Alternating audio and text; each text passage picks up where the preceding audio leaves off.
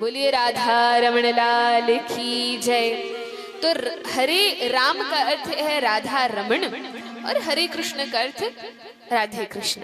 और भी कई कई गौड़ीय वैष्णव आचार्य इस पर टिप्पणी करते हैं। कोई कहते हैं कि बलराम वो भी भगवान के ही अवतार हैं, तो हरे राम से रोहिणी बलराम यह अर्थ निकालते हैं। जो भी हो, यह तो महामंत्र है।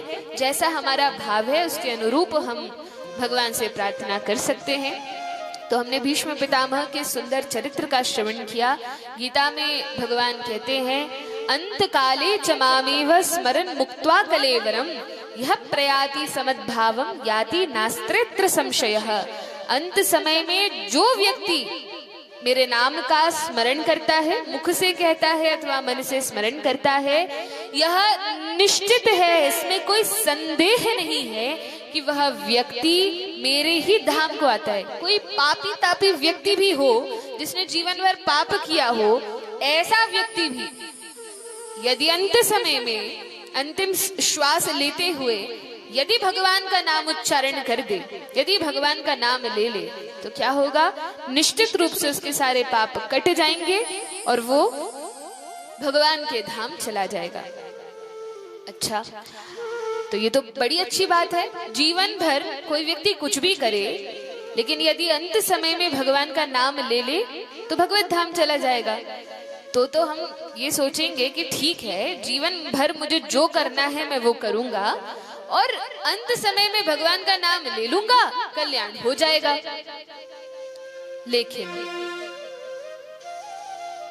हम जीवन भर जो करते हैं, मृत्यु के समय हमें वही याद आता है। यदि हम सोचे कि जीवन भर मांसाहार खाएंगे, कुत्ते बिल्लियों को मार कर काट कर खाएंगे और फिर अंत समय में भगवान का नाम ले लेंगे, हमारा कल्याण हो जाएगा, तो ऐसे नहीं होगा। जीवन भर हम जो करते हैं उसके संस्कार हमारे मन में छप जाते हैं, उसके संस्कार हमारे मन में बन जाते हैं और फिर मृत्यु के समय हमें वही सब याद आता है। हमारे कंधे पर यमराज के एक दूत चित्रगुप्त जी बैठे रहते हैं। चित्रगुप्त, जैसे कैमरा होता है ना, चित्र को गुप्त कर लेता है, इसी प्रकार से चित्रगुप्त जी बैठे हैं। वो क्या करते हैं? हमारे पूरे जीवन की वीडियो बनाते हैं, रील बनाते हैं। और मृत्यु के समय जब कोई व्यक्ति यदि जीवन में मांसाहार करता है, पशुओं को मारकर खाता है, अथवा शराब पीता है या जुआ खेलता है या पर स्त्री गमन करता है, ऐसे पुरुष को यमराज यमदूतों को भेजते हैं और उसके गले में यमपाश डालकर खींचा जाता है। यह सब काल्पनिक नहीं है, यथार्थ है। कई उदाहरण हमने देखे हैं कि मृत्यु के समय लोग चिल्लाते हैं, मुझे मत पकड़ो, मुझे मत मारो। किसी को नहीं दिखता कौन मार रहा है, लेकिन लोग चिल्लाते हैं। मृत्यु के समय देखा होगा, मलमूत्र भी त्याग कर देते हैं, रोते हैं, चिल्लाते हैं। तो क्यों रोते हैं, क्यों दुखी होते हैं? वो यमदूत उन्हें पकड़कर खींचकर ले जाते हैं। और तब जब वो व्यक्ति कहता है नहीं नहीं मैंने तो कोई पाप नहीं किया, तब उसको दिखाते हैं, देखो हमारे पास पूरा रिकॉर्ड है, हमने रिकॉर्ड करके रखा है, देखो तुमने ये पाप किया, इस समय ये पाप किया, हमें दिखाते हैं। और फिर हम निरुत्तर हो जाते हैं, फिर हम कुछ बोलने लायक नहीं बचते और वो हमें ले जाते हैं नरक में और खूब फिर मार लगाते हैं, पिटाई होती है, सब होता है। कल वर्णन करेंगे किस प्रकार से नरक होते हैं और कैसी यातना वहां दी जाती है। इसीलिए भगवान तो इतने दयालु हैं कि कहते हैं, सर्वधर्मान् परित्यज्य मामेकं शरणं व्रज अहम त्वाम सर्व पापेभ्यो मोक्षयिष्यामि मा शुचः। ठीक है, अभी तक तुमने जो किया सो किया, लेकिन अब जब सुन लिया, जब समझ में आ गया, तब सारे धर्मों का, सब कुछ का परित्याग करके मेरी शरण में आ जाओ। और एक बार तुम मेरी शरण में आ गए तो मैं वचन देता हूँ कि भले ही जीवन भर तुमने पाप किया हो, इसे जीवन का नहीं बल्कि पिछले कई जन्मों में भी यदि तुमने कई कई पाप किए हो, उन सारे पापों को मैं भस्म कर दूंगा, नष्ट कर दूंगा और तुम्हें मेरे धाम मोक्ष प्रदान कर दूंगा। यह मेरा संकल्प है। तो जब भगवान आश्वस्त कर रहे हैं तो फिर हमें क्या दिक्कत है? इसलिए जितने जल्दी हो सके इन पापों का परित्याग करना चाहिए और भगवान की भक्ति में लगना चाहिए। भागवत में वर्णन आता है प्रथम स्कंध में ही कि भीष्म पितामह की इस प्रकार से मुक्ति होती है। आगे भगवान पुनः सभी पांडवों के साथ द्वारिका जाते हैं और द्वारिका जाकर भगवान कहते हैं अब बहुत समय हो गया, मुझे द्वारिका जाना चाहिए। और फिर से सभी पांडव आते हैं विदा करने के लिए, भगवान की विदा होती है, भगवान द्वारिका में जाते हैं। और भागवत में बहुत सुंदर वर्णन है कि जिस समय भगवान द्वारिका में प्रवेश करते हैं तो धन्य है वे द्वारिका वासी जिनके राजा भगवान श्री कृष्ण हैं। द्वारिका के लोग प्रजा हैं और भगवान उनके राजा हैं, और अपने राजा को देखने के लिए सारी प्रजा बड़ी ही उत्सुक है, व्याकुल है। भगवान आते हैं तो शंखनाद करते हैं, और उस समय भगवान के सुंदर मुख का वर्णन किया गया है कि भगवान जब अपने मुख से, अपने होठों से शंख का स्पर्श करते हैं, ऐसा लग रहा है कि वह सफेद धवल शंख जब भगवान के होठों से स्पर्श करता है तो भगवान के होठ सुंदर लालिमा युक्त हैं और उस शंख का स्पर्श कर रहे हैं, मानो बहुत सुंदर राज सफेद हंस हो और वे कमल को धारण किए हैं। इस प्रकार सुंदर वर्णन किया है। द्वारिकावासी बहुत प्रसन्न होते हैं अपने प्रभु, अपने राजा भगवान श्री कृष्ण को, द्वारिकाधीश को देखकर। द्वारिका में द्वारिका नगरी को खूब सजाया जाता है, भगवान प्रविष्ट होते हैं। आगे कथा आती है, यहाँ तो द्वारिका में भगवान प्रतिष्ठित हो गए, वहां युधिष्ठिर महाराज का राज तिलक तो हो चुका था, परीक्षित महाराज का जन्म होता है। विदुर जी जो कि महाभारत के युद्ध में सम्मिलित नहीं होते, लेकिन वे तीर्थ स्थलों की यात्रा के लिए चले जाते हैं। वे विदुर जी आते हैं राजमहल में और प्रार्थना करते हैं धृतराष्ट्र से, कुछ समय रुकते हैं, बातचीत करते हैं। पांडव लोग बहुत उनका स्वागत सम्मान करते हैं कि चाचा जी आपने कई बार हमारी रक्षा की, हमें बचाया, आपके ही कारण हम इतने बड़े हुए और हमें अपना पद प्राप्त हुआ। अगले ही दिन रात्रि के समय विदुर जी धृतराष्ट्र के पास जाते हैं और धृतराष्ट्र से कहते हैं, हे महाराज भैया देखिए, आपने अपना पूरा जीवन आसक्ति में, महत्वाकांक्षाओं में व्यतीत कर दिया। आपको राजा बनना था, आप चाहते थे कि आपका पुत्र राजा बने, इस प्रकार से आपने अपना पूरा जीवन निकाल दिया। और अब जब आपके पूरे 100 पुत्र मर चुके हैं, वीर गति को प्राप्त हो गए हैं और पांडव राजा बन गए हैं, तो भी आप राजमहल में रहे आ रहे हैं। जैसे कुत्ते को झूठा भाग दे दिया जाता है, वैसे उनके टुकड़ों पर पले रहे हैं। बड़े कठोर वचन प्रयुक्त किए। तो कहा ये ठीक नहीं है, कम से कम अब तो जाइए, आपकी तो वृद्धावस्था है, वानप्रस्थ आश्रम में प्रवेश करना चाहिए, अब तो जाकर भगवान का भजन कीजिए। लेकिन धृतराष्ट्र की आसक्ति तो बनी हुई थी, भले ही वंश नष्ट हो गया, सब कुछ हो गया, लेकिन ये आसक्ति इतनी आसानी से जाती नहीं है। तो धृतराष्ट्र बहाने बनाने लगते हैं, कहते हैं अरे विदुर ये छोड़ो, ये बताओ कि तुम तो तीर्थ स्थलों की यात्रा करने गए थे, क्या क्या देखा तुमने? विदुर जी समझ गए कि महाराज धृतराष्ट्र की आसक्ति बड़ी प्रगाढ़ है, इतने आसानी से इन्हें वैराग्य जगने वाला नहीं है। तब एक बड़ी सुंदर दृष्टांत आता है। विदुर जी कहते हैं कि महाराज हाँ मैं गया तो था तीर्थ स्थलों की यात्रा करने, पर आपको पता है मैंने क्या देखा? धृतराष्ट्र कहते हैं बताओ क्या देखा? अब राजा सोचते हैं अच्छा है अब इसका मन भटक गया है, अब कम से कम ये घर छोड़ने की बात नहीं करेगा। तो धृतराष्ट्र पूछते हैं हाँ हाँ बताओ तुमने क्या देखा? विदुर जी कहते हैं महाराज मैंने देखा कि जब मैं तीर्थ स्थलों में जा रहा था तो मार्ग में एक वन पड़ा, एक जंगल था, और उस जंगल में एक व्यक्ति प्रविष्ट होता है, उस जंगल के भीतर जाता है। जब जंगल में जाता है कुछ सामान लेने के लिए, लकड़ियां लेने के लिए, जो भी समिधा इत्यादि, तो उसमें ऐसा भटक जाता है उस जंगल में कि उसको बाहर निकलने का मार्ग नहीं मिलता। बड़ा गहरा गहन वन था, उसमें वो फंस गया और फिर बाहर नहीं निकल पा रहा था। इतने में उसने क्या देखा, सामने चला जा रहा है, बड़ा दुखी है, बाहर कैसे निकलूंगा। सामने ही एक बहुत बड़ा पेड़ था। और उस पेड़ पर वो देखता है कि सामने पेड़ है, बहुत सारी शाखाएं हैं, बड़ा सा वट वृक्ष है।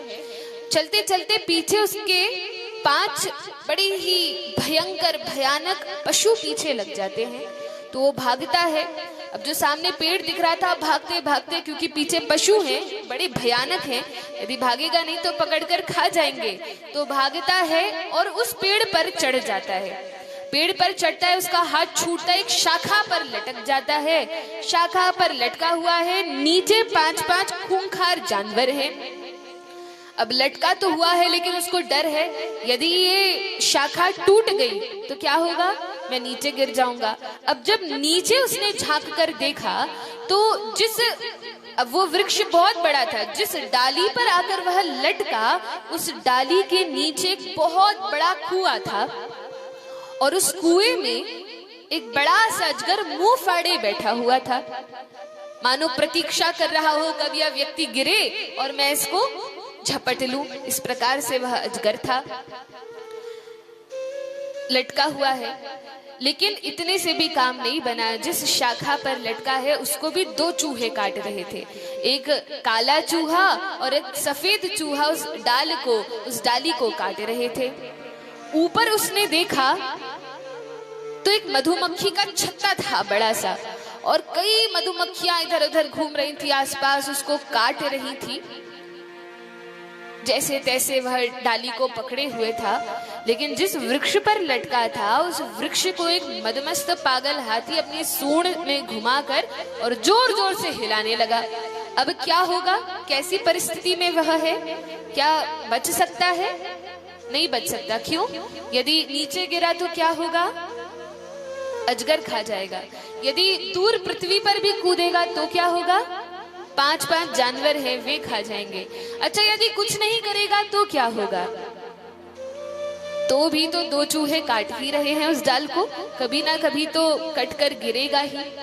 लेकिन भगवान बड़े कृपालु हैं।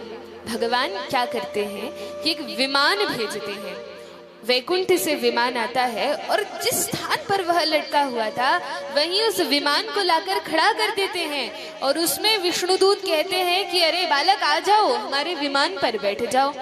लेकिन वो सोच रहा था कि ठीक है बैठता हूँ, बैठने ही वाला होता है, इतने में देखता है कि ऊपर जो मधुमक्खियों का छत्ता है उसमें से मधुमक्खियों ने जो शहद इकट्ठी की है वो शहद एक एक बूंद करके गिर रही है और वह विमान को भूलकर उस शहद को चाटने में लग जाता है।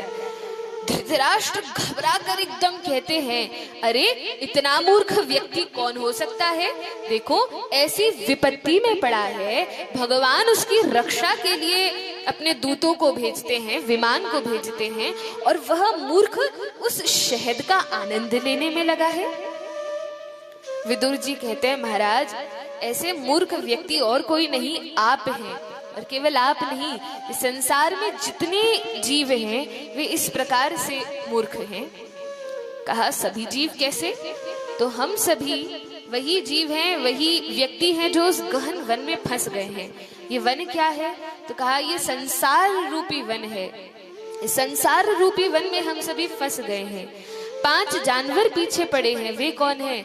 कहा हमारी 5 इंद्रियां हैं। आंखें कहती हैं सुंदर दृश्य लाओ, टीवी सिनेमा ये सब देखने में मन ललचाता है। कान कहते हैं हमें बाहर का संगीत सुनना है, कीर्तन में मन नहीं रमता तो बाहर का संगीत सुनना है। मुख कहता है कि अरे अच्छा अच्छा स्वादिष्ट भोजन लाओ, ये लाओ वो लाओ, उसमें हमारी इंद्रियां लगी रहती है। इस प्रकार से इंद्रियां हमें बहुत परेशान करती है, हमें भगवान की भक्ति में नहीं लगने देती कि इंद्रियां पीछे पड़ी हैं। अच्छा वह डाल क्या है? तो कहा वो जो वृक्ष की शाखा है वो हमारा जीवन है, जो बड़ा ही टलमल है। पता नहीं कब वह जीवन समाप्त हो जाए, कितना चले, कब नष्ट हो जाए, कोई गारंटी नहीं है। उसको भी 2 चूहे काट रहे हैं, एक काला चूहा और एक सफेद चूहा। कौन है ये काला और सफेद चूहा? का दिन और रात ये हमेशा हमारे जीवन को काटने में लगे। जब जब सूर्योदय होता है हमारा एक दिन कम हो जाता है, हमारी आयु क्षीण होती जा रही है। नीचे कुएं में अजगर मुंह फाड़े बैठा है, वह अजगर कौन है? तो कहा मृत्यु रूपी अजगर, वह साक्षात मृत्यु है, मृत्यु मुंह फाड़ कर बैठी है। काल तो प्रतीक्षा ही कर रहा है कब ये व्यक्ति गिरे और मैं इसको झपट लूं। इस प्रकार से मृत्यु परीक्षा में है। और ऊपर मधुमक्खियों का छत्ता है, बहुत परेशानियां, अलग अलग प्रकार के कष्ट, भौतिक ताप, दैविक ताप, आध्यात्मिक ताप, ये हमें काटने में लगे हैं दिन रात।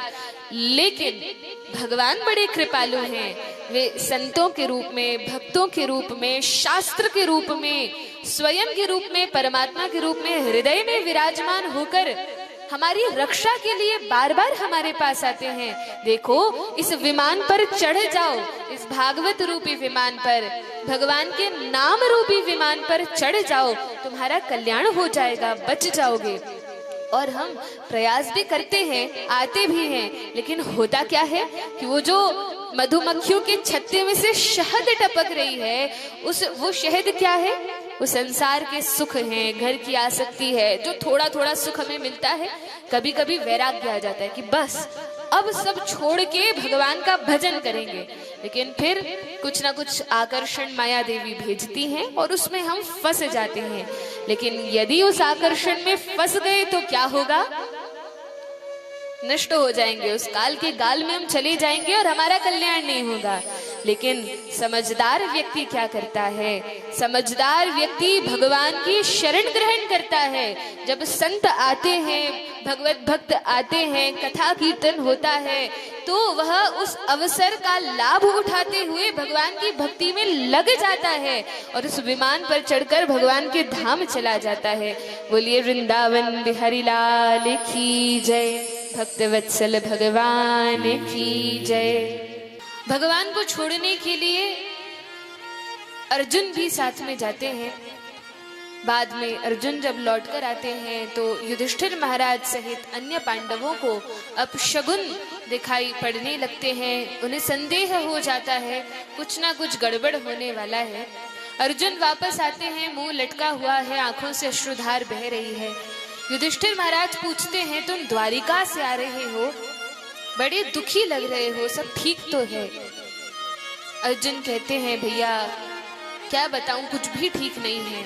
युधिष्ठिर पूछते हैं सभी यदुवंश का नाम लेकर, ये महाराज ठीक हैं, ये ठीक हैं, ये ठीक हैं, बलराम जी ठीक हैं, और फिर अंत में पूछते हैं, बाकी सबका तो कहा ठीक है, लेकिन जब पूछा कि द्वारिकाधीश भगवान श्री कृष्ण कैसे हैं, तब अर्जुन बहुत फूट फूट कर विलाप करते हैं। युधिष्ठिर महाराज समझ जाते हैं कि भगवान स्वधाम गमन करते हैं। तब धृतराष्ट्र को तो पहले ही वैराग्य हो गया था, विदुर जी लेकर जाते हैं। जब विदुर जी ने समझाया तो धृतराष्ट्र, गांधारी, वे सभी चले जाते हैं वन में और वहां जाकर 7 दिन कुछ दिनों तक तपस्या करते हैं और तब मोक्ष को प्राप्त करते हैं। और बाद में जब अर्जुन आए, बताया भगवान स्वधाम गमन कर चुके हैं, तब सभी पांडव द्रौपदी सहित हिमालय की ओर जाते हैं। वहां जाकर तपस्या करके अपना शरीर त्याग करते हैं और फिर पहले स्वर्ग आदि लोकों को गमन करते हैं, फिर भगवत धाम जाते हैं। इस प्रकार से वर्णन है। आगे परीक्षित महाराज के जन्म की कथा का वर्णन है। इस प्रकार से प्रथम स्कंध यहाँ समाप्त होता है। परीक्षित महाराज बड़े होते हैं, राजा बनते हैं। बचपन में ही, क्योंकि सभी पांडव चले जाते हैं, पिताजी थे नहीं, तो छोटी अवस्था में ही उन्हें राजा बना दिया जाता है, सारा भार उन पर सौंप दिया जाता है। और तब परीक्षित महाराज एक बार जब भ्रमण करने निकलते हैं तो देखते हैं कि जितने भी लोग हैं, तो जैसे सांस्कृतिक कार्यक्रम चलते हैं, तो युधिष्ठिर महाराज और भगवान श्री कृष्ण महाभारत की कथाएं हो रही हैं, लीलाओं का वर्णन हो रहा है, नाट्य इत्यादि हो रहे हैं, और सभी लोग पांडवों के महान वंश का, कीर्ति का खूब वर्णन कर रहे हैं। और अपने ही पितामह का, पिता का, दादा का, परदादा का, सबकी इतनी बढ़ाई और कीर्ति सुनकर, अपने वंश का इतना नाम है, यह जानकर परीक्षित महाराज बड़े प्रसन्न होते हैं। देखिए, पांडवों ने इतनी भक्ति की थी, पांडव भगवान के इतने परम प्रिय भक्त थे और उनकी जब कीर्ति का वर्णन होता था तो परीक्षित महाराज खूब प्रसन्न होते थे कि मैं उनके वंश में जन्म लिया हूँ। इसी प्रकार से यदि हम भी कोई ऐसा कार्य कर जाएं, ऐसी भक्ति करें, ऐसा कोई पुरुषार्थ करें कि आगे आने वाली जो पीढ़ी है उन्हें गर्व हो कि हमारे पिताजी ने ऐसा किया, हमारे दादाजी ने ऐसा किया, वे ऐसे भक्त थे, उन्होंने कथा का आयोजन किया, गौ माता का दान किया, भगवान की भक्ति की, तब उन्हें कितना हर्ष होगा। इसलिए ऐसा कार्य करना चाहिए। बाद में परीक्षित महाराज अपने रथ पर चढ़कर आगे आते हैं तो देखते हैं कि एक नीच वर्ण का कोई व्यक्ति लग रहा है, लेकिन वस्त्र पहना है जैसे कोई राजा हो, क्षत्रिय वस्त्र धारण किया है। परीक्षित महाराज देख के थोड़े शंकित होते हैं, लेकिन और देखा कि हाथ में डंडा है और गाय और बैल का जोड़ा है, उनको मार रहा है। परीक्षित महाराज देखकर विचलित हो गए। मेरे राज्य में मुझे जैसा राजा होते हुए इस पृथ्वी पर गौ माता पर ऐसा अत्याचार किया जा रहा है। आज महाराज जी भी बता रहे थे कितनी सारी गौएं इस भारतवर्ष में प्रतिदिन बाहर भेजी जाती हैं, काटी जाती हैं, और यहाँ तक कि अब तो लोग इतने निकृष्टता को प्राप्त हो गए हैं कि भारतीय होते हुए भी गौ माता का मांस भक्षण करने लगे हैं। इससे अधिक दुर्भाग्य की बात और कोई नहीं हो सकती। भारत में इस प्रकार से गौ हत्या है, यह हमारा परम दुर्भाग्य है। इस पृथ्वी पर दो सबसे बड़े पाप हैं। वैसे तो बहुत सारे पाप हैं, लेकिन दो सबसे बड़े पाप हैं जिसके कारण सारा विश्व परेशान है। ये जितनी महामारी, बीमारी और सारी चीजें, युद्ध इत्यादि हैं, ये इन दो पापों के कारण है। क्या पाप है? तो कहा पहला पाप तो है भ्रूण हत्या और दूसरा पाप है गौ हत्या। गर्भ में बालक अथवा बालिका को मार देना या भ्रूण हत्या, कोई भी कारण हो, लेकिन यदि भ्रूण नष्ट किया जाता है तो यह बहुत अधिक महानतम पाप है। और गौ माता का रक्त पृथ्वी पर गिर रहा है, यह भी महानतम पाप है। इन दो पापों से बचना चाहिए और हमसे जितना अधिक हो सके और लोगों को इससे बचाना चाहिए।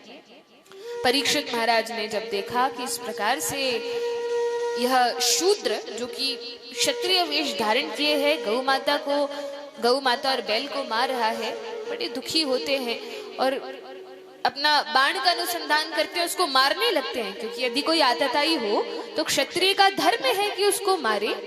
उसको मारने के लिए जैसे ही उद्यत होते हैं तो वह शूद्र तुरंत चरणों में गिर जाता है, महाराज मुझे क्षमा कर दीजिए, क्षमा कर दीजिए, मैं आपकी शरण में हूँ।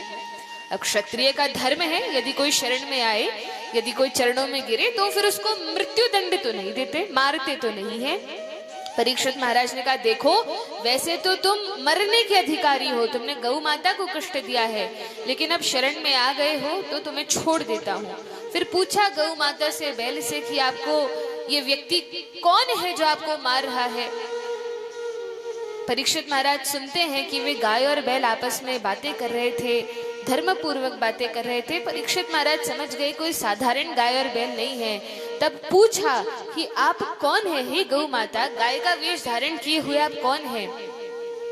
वे गौ माता कहती हैं परीक्षित तुम बड़े विद्वान हो, स्वयं ही जान लो, स्वयं ही समझ लो कि हम कौन हैं। परीक्षित महाराज ने कहा हो ना हो आप साक्षात पृथ्वी देवी हैं और ये बैल साक्षात धर्म है।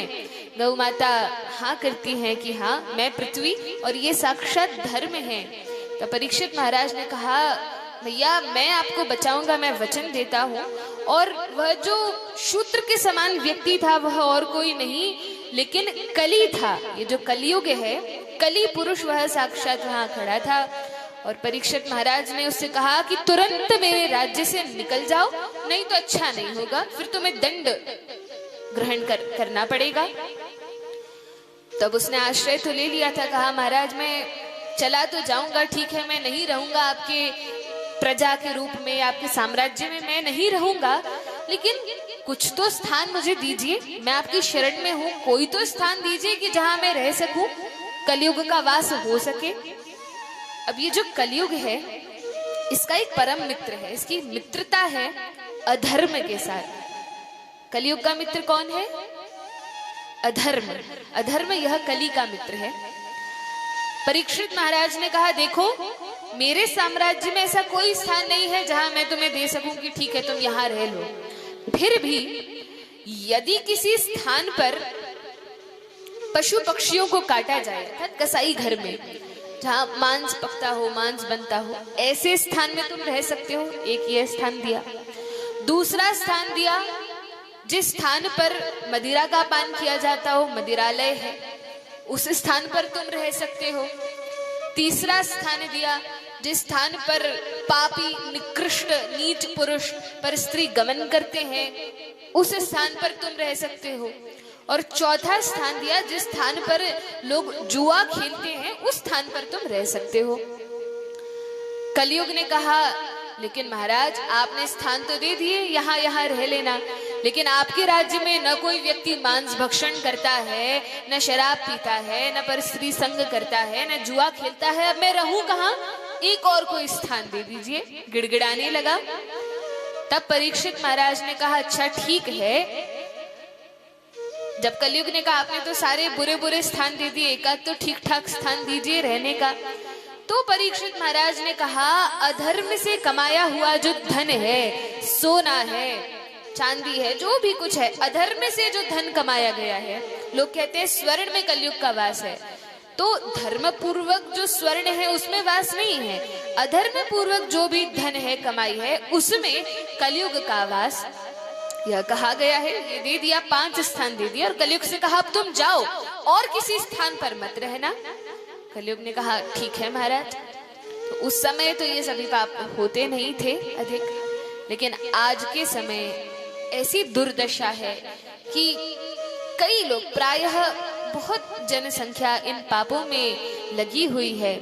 लेकिन हम लोगों का कर्तव्य है कि यदि हम इनमें से किसी भी पाप में हैं, तो पहले अपने आप को शुद्ध करें और फिर अन्यों का भी कल्याण करें। जो दूसरे हैं उन्हें भी इन पाप से बाहर निकालें, तभी हमारा कल्याण संभव है।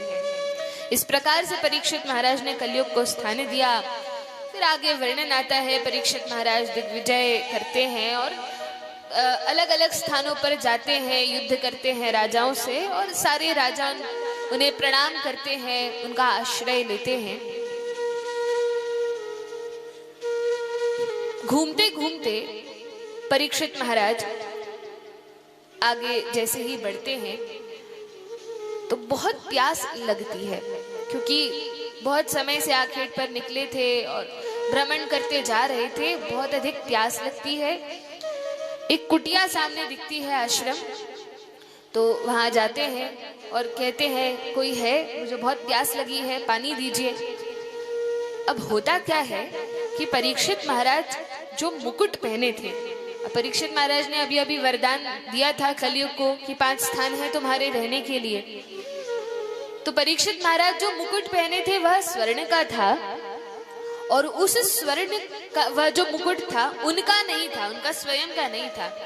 उन्होंने राजकोष में जो बहुत सारे मुकुट रखे थे, क्योंकि पांडव जब अर्जुन धनंजय बनकर सारे राजाओं को जीतते हैं और भी राजाओं को मारते हैं, युधिष्ठिर इत्यादि राजा नतमस्तक होते हैं, राजसूय यज्ञ किया गया, उस समय जो राजा समर्पण कर देते हैं, अपना मुकुट उतार के दे देते हैं, तो ठीक है। जो समर्पण नहीं करते उनके साथ युद्ध होता है, फिर उन्हें हराकर और उनका धन संपत्ति लेकर आया जाता है। उसी में जरासंध का, जो कि भगवान के विरोध में था, उस जरासंध का मुकुट, जो उसके अधर्म की कमाई से अन्य राजाओं को मार कर अधर्म पूर्वक उनका धन लेकर और उसने अपना मुकुट बनवाया था, बहुत सुंदर रत्न जटित, वह मुकुट उनके राजकोष में रखा था। अब परीक्षित महाराज को ये नहीं पता था कि ये मुकुट किसका है। उन्होंने तो उस मुकुट को उठाया, बड़ा सुंदर चमचमाता सबसे अच्छा मुकुट दिख रहा था, और उसको पहन लिया और निकल पड़े थे अपने महल से। अब जब वे जाते हैं, उन्हें प्यास लगी और कलयुग को इस प्रकार वरदान दे दिया, तो अधर्म की कमाई का वह मुकुट था, उसी मुकुट में कलयुग ने आकर ना डेरा जमा लिया, उसी मुकुट में वो प्रविष्ट हो गया।